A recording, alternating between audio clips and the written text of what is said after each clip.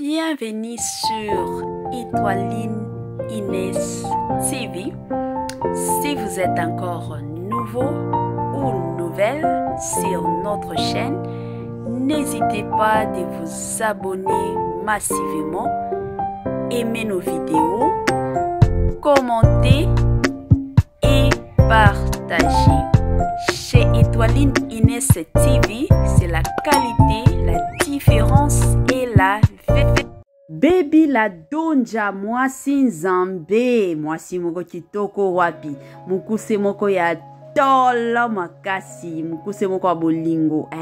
mukuse moko ya charisme, pas possible, mwasi ya forme, mwasi ya libala, mwasi moko azana ba qualité obotolo baka penza ba qualité moko ya libala bandeko na ngai. Baby la donja autaki ko kende ko visiter grâce Luzolo bandeko. Papa na grâce bi,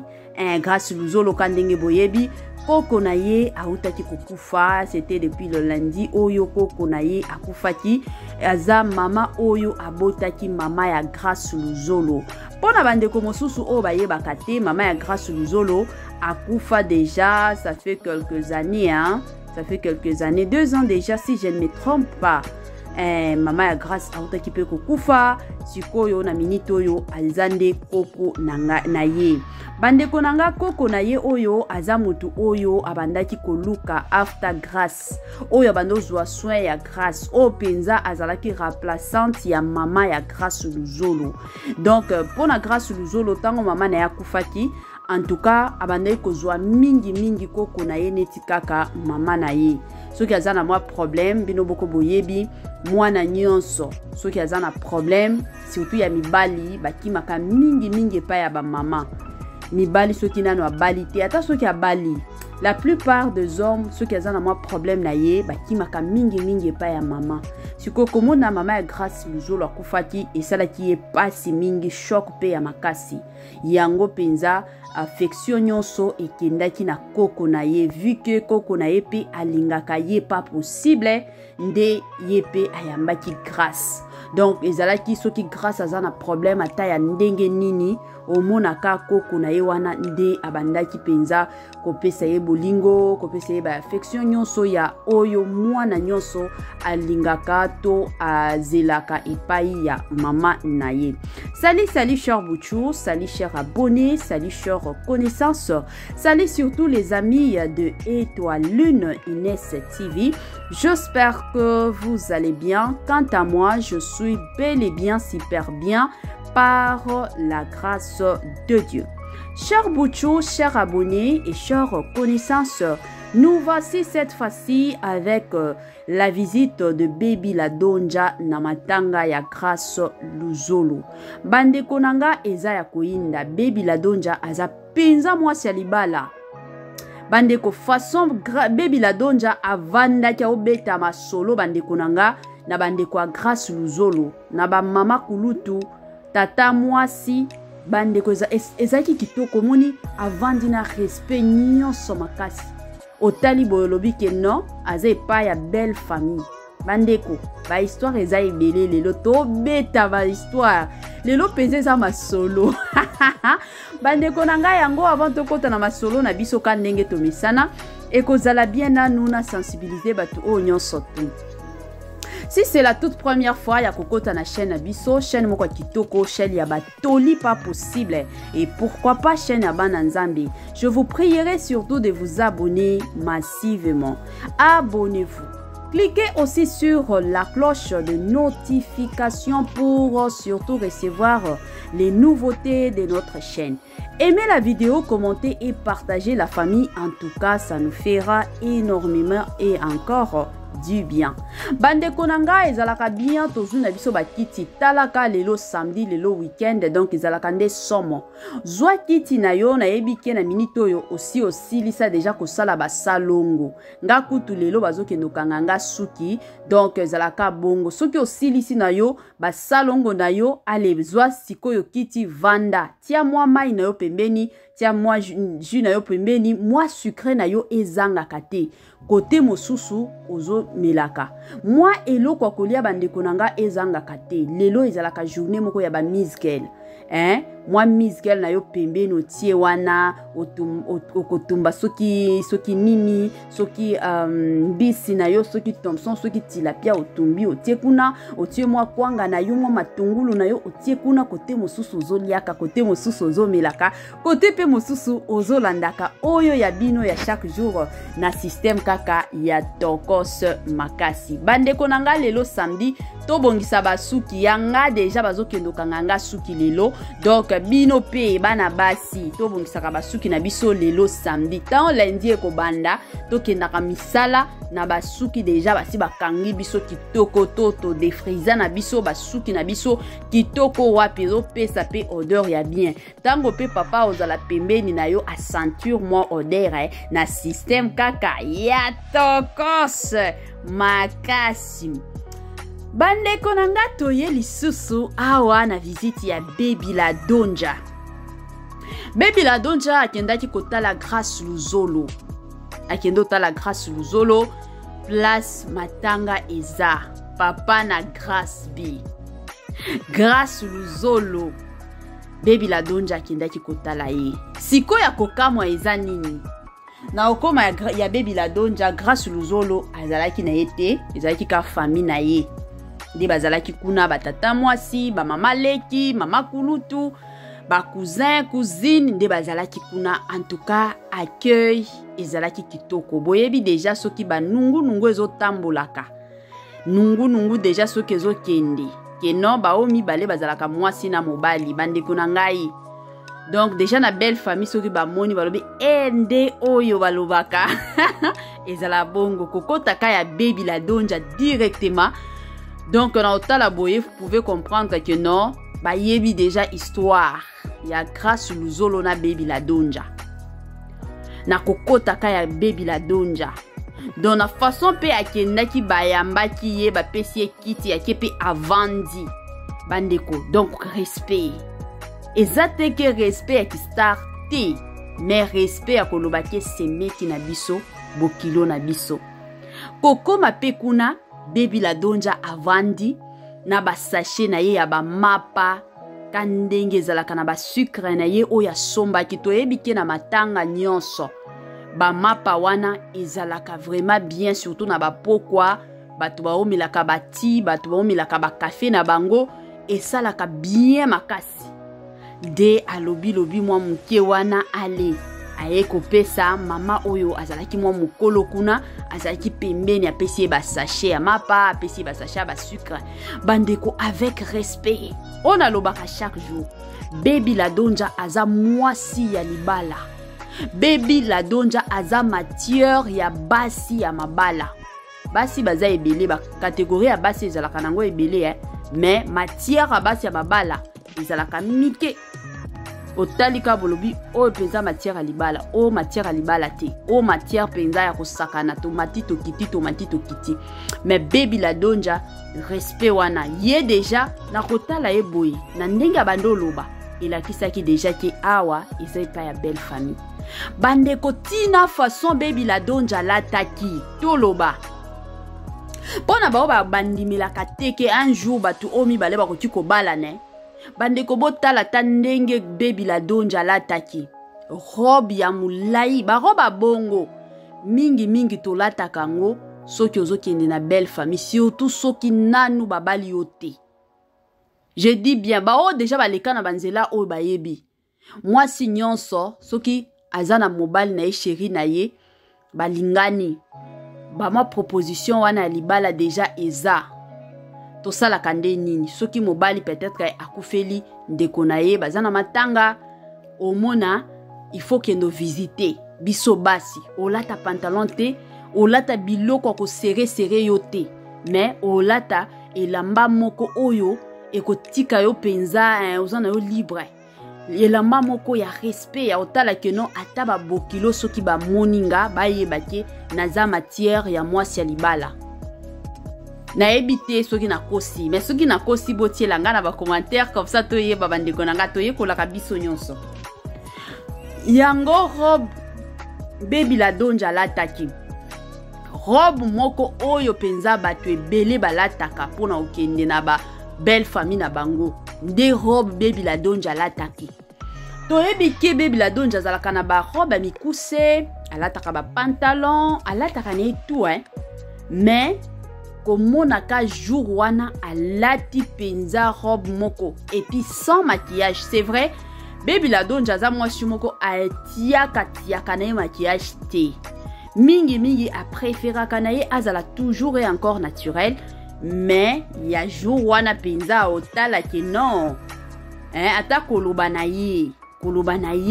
moi soni moko boye moi si moko yoka moi soni omoni so yoki na belle famille moi ba soni oto yokaka. Madame Kiong, je suis sûre que au comprendre la situation oyo o penza to lobela bana na yo moko o parrainer mariage oyo na lobakango chaque jour tellement olela Baby Ladonja na grâce luzolo yo moko okoya ko parrainer mariage oyo okokita Turquie ma chérie pona ko kita penzo ke kin ok penza kin ko parrainer mariage oyo puis ozonge ozala bongo. Bande konanga ata façon Baby Ladonja abandaki ko solola bao balandaki vidéo moyen na tia vidéo na chaîne nanga ezate YouTube a comme un peu strict makasi na ba vidéo soki eza vidéo ke yo moko filma kite bande ko mimilaka biso ba problème pas possible ba problème ya ba problème yango biso soki to nyuto sala analyse na biso netinga na zwaka penza temps ya kolandela tout à partir de sande na ye na sala analyse bande kwa ta façon ya koloba ya Baby ndenga bando loba wana ba otune ye ba question bien que ye moko atekiteki mosusu moi ba musique mosusu ozo yokani ba o solola bande konanga ta façon na ya ko solola e bandai déjà ko lakisa que non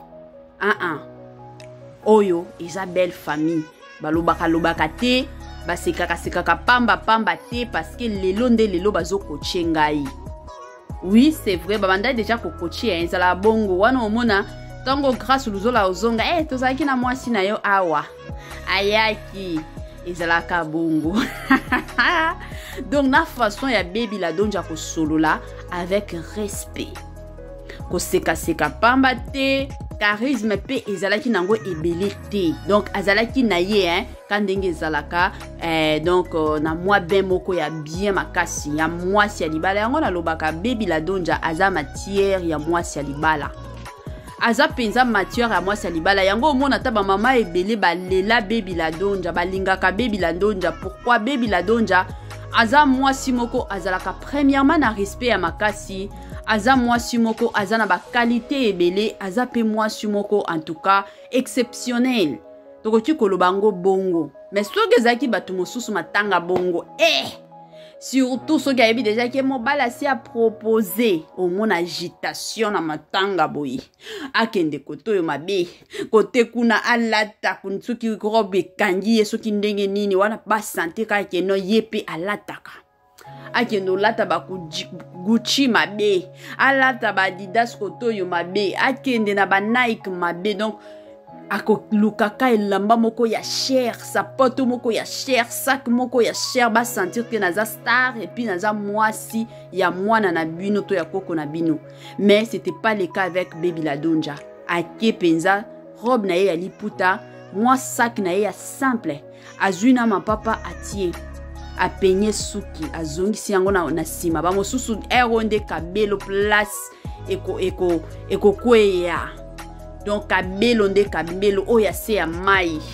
ezala ya mulai soki ndenge nini ya kotia batu nyonso ba sentir que star yeyo mwasi ya mwana na biso yeyo. Mais avec Baby Ladonja yebi ke eza belle famille lelo to après lobi ba robala ngana okota na belle famille oyo na ya ko impressionner bango. Pourquoi mwasi ya libala zala bongo mwasi penza ola zana ba qualité ya libala zala bongo azana temps ya koya ko impressionner bino te ayebi ke na yebi poche ya mobali oyo alinga balanga na yebi ndenge ni na fonctionnaka donc nazana temps wana te ya koya ko impressionner batwawa.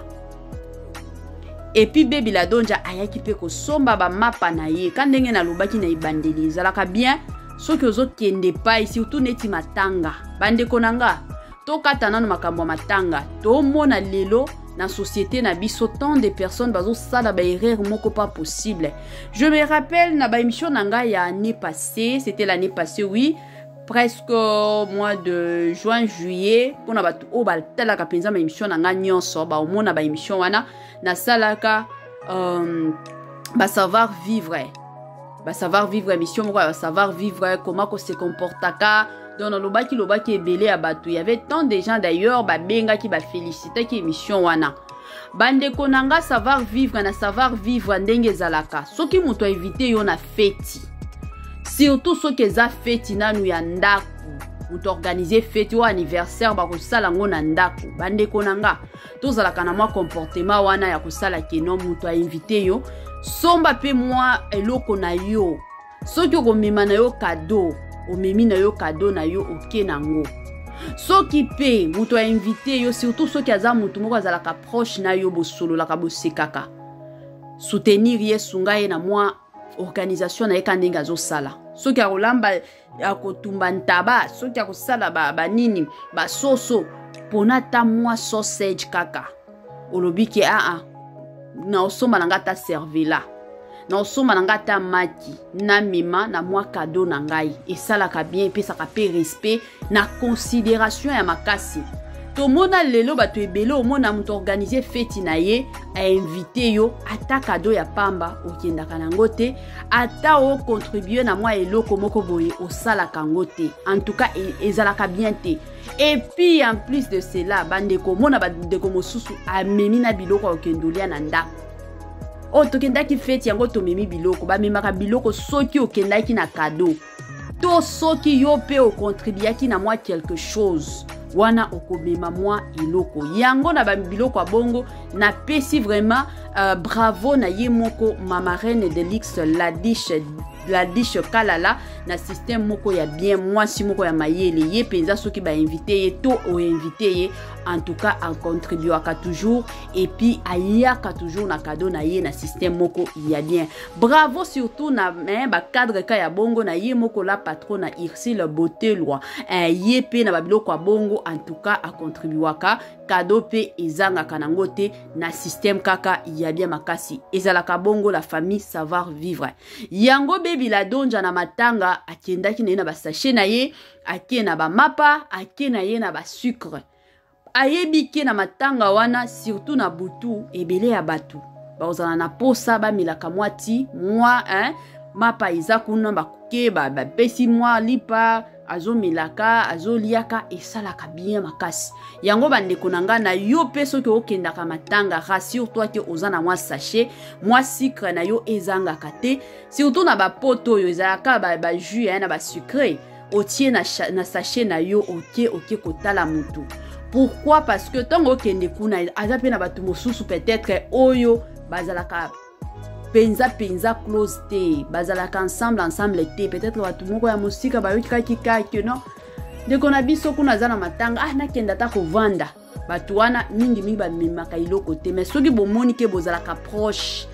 mema mwa sachet na yo o contribuaka esalaka bien epesaka pe valeur a mutu yango bomonaka batu mosusu bakomi kotonga oyo ata soki to invité ya koyana nini oyo ayaka kama boko pamba esalaka pasi ata ya muke omipesa valeur tia na se tia quelque part pour que lobi to après lobi batu bakoma pe ko considérer yo to bakoma pe ko pesa yo mwa respect na système kaka ya otolobaka na biso chaque jour ya tokos makasi. Bravo na baby la donja boyende zalaka matière à moi sia libala ezaka pembeni ya baby la donja donc ici elati eza katikati eza na ba partie nyonso nzoto parce que azana ba matière ya moi sia libala ayebi quand est-ce que na koseka quand est-ce que na koloba quand est-ce que na osala boye ayebaka moi sia libala azalaka bongo prière nanga kandenge batu mosusu balobaka Linda Bukulu alobaka ye moko Madame Kiyonga alobaka ke souci na bango ezake grâce luzolo na bebi la donja babalana wana penza nde ezalaka prière na bango na pesi bambote na ye moko Linda Bukulu depuis Sénégal mwasi Nzambe na pesi bambote na nga na ye moko Madame Kiyonga depuis Turquie mwasi moko ya ba français pas possible et pourquoi pas Madame Élysée hein, depuis Suisse wana na pesi yo bambote na système moko ya bien na pesi vraiment bambote na nga na ye moko Christine Longondo mwasi moko kitoko ya lobi ke non Étoiline betelaka biso masolo kaka ya grâce luzolo na bebi la donja chaque jour parce que masolo wana olobaka ngo kitoko wapi nga na ling na lela couple yo bandeko bato mibale babala na bango kaka babala na grâce luzolo na bebi la donja bobala na bino bobongana bino mibale bokende de père boza couple moko kitoko wapi kitoko penza makasi bambote na nga na ye moko Pasika Lonji mtoto wa Lubumbashi mswahili ya tongo mswahili moko asubuhi makasi na pesi bambote na Julia Mananga depuis Angola mwasi moko Nzambe yeso ti akota kaka Étoiline azalaka bongo en tout cas grand merci na batu onyo surtout balandaka Étoiline Ines TV bakombo ya batu mosusu tobosana pona kopesa bino bakombo mais bo s'inquiéter te na pesi bambote vraiment na ba abonné na nga nyonso de lix eza kutu na kombo moko échappé nga pas possible mais na komekana retenir penza kombo na yo na komeka penza na komeka vraiment na motima na nga nyonso na komeka ko maîtriser kombo na yo wana na obando pesa yo pe bambote kandenge osengaki na système moko kaka ya tokos makasi bandeko tokomi na biso na suka moi partage ya moke kaka tolingaki to sala na bino bo sale la biso partage botie la biso ba j'aime botie la biso pe commentaire na système moko kaka ya tokos et encore tokos makasi lelo weekend bandeko lelo kotumba nde kotumba kolamba ponduna madeso lelo nde lelo bandeko nanga balamba kaka balia kaka basepela kaka na système ya tokos makasi bye bye la famille et à la prochaine.